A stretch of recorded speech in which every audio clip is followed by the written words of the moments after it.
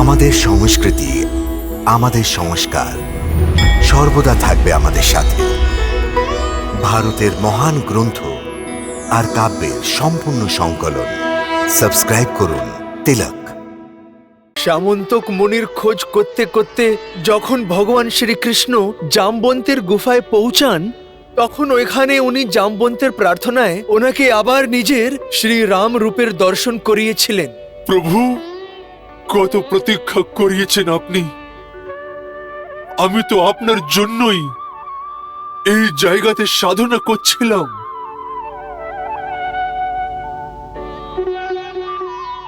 এমন কোনো দিন যায়নি যখন আপনাকে স্মরণ করিনি প্রভু। এখন শুধু আমার একটি ইচ্ছা শেষ হয়ে গেছে। বলো। এইটাই নাথ, যে একবার আমার চোখকে নিজের ওই মোহিনী রূপের দর্শন করিয়ে দিন।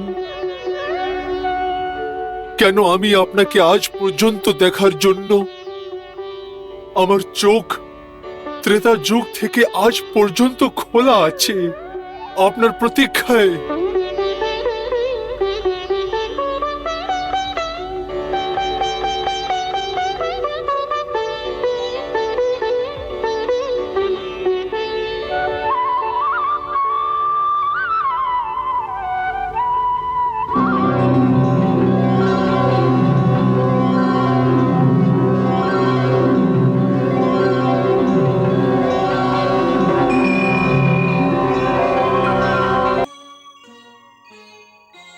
হনুমান ভগবান জানতেন যে শ্রীকৃষ্ণের রূপে ভগবান অবতার নিয়েছেন, কিন্তু একজন সত্যিকারের ভক্ত আর নিঃস্বার্থ সেবকের মতন উনি ওই মুহূর্তের প্রতীক্ষা করছিলেন যখন প্রভু স্বয়ং ওনাকে ডাকবেন অথবা দর্শন দেবেন।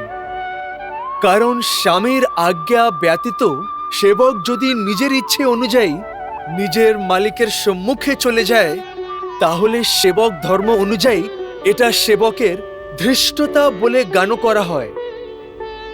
আর ওইদিকে হনুমান একটি অতি সুন্দর পর্বতে প্রভুর নাম স্মরণ করতে করতে স্বামীর আদেশের প্রতীক্ষা করছিলেন।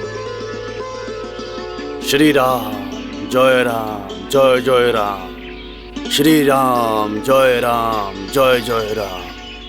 শ্রীরাম জয় রাম, জয় জয় রাম। শ্রীরাম জয় রাম, জয় জয় রাম। শ্রীরাম জয় রাম, জয় জয় রাম। শ্রীরাম জয় রাম, জয় জয় রাম। শ্রীরাম জয় রাম, জয় জয় রাম। শ্রীরাম জয় রাম, জয় জয় রাম। শ্রীরাম জয় রাম, জয় জয় রাম। শ্রীরাম জয় রাম, জয় জয় রাম। শ্রীরাম জয় রাম, জয় জয় রাম। শ্রীরাম জয় রাম, জয় জয় রাম। শ্রীরাম জয় রাম, জয় জয় রাম। শ্রীরাম জয় রাম, জয় জয় রাম। শ্রীরাম জয় রাম, জয় জয় রাম। শ্রীরাম জয় রাম, জয় জয় রাম। শ্রীরাম জয় রাম, জয় জয় রাম। শ্রীরাম জয় রাম, জয় জয় রাম। প্রণাম প্রভু।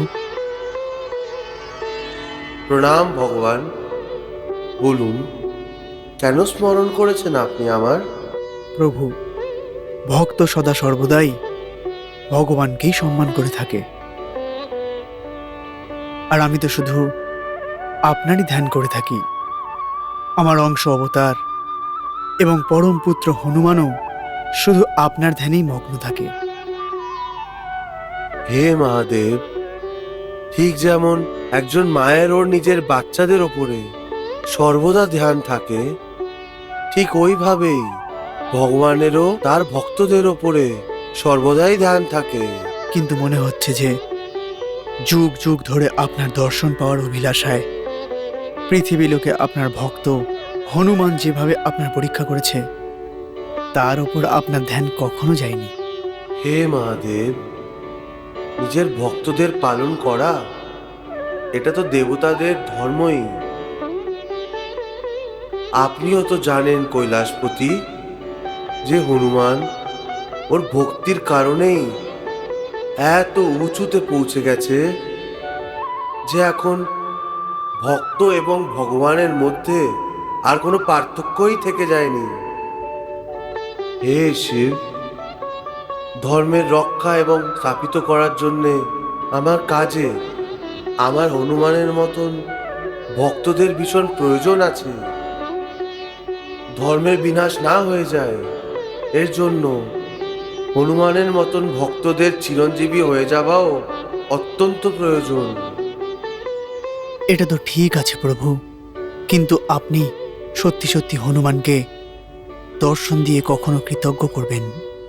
যখন গুরু এবং পাণ্ডবদের মহা ভয়ঙ্কর যুদ্ধ আরম্ভ হবে, তখন পাণ্ডবদের সাহায্য করার জন্য শ্রীকৃষ্ণের সাথে হনুমানেরও পাণ্ডবদের সাথে হওয়া অত্যন্ত প্রয়োজন।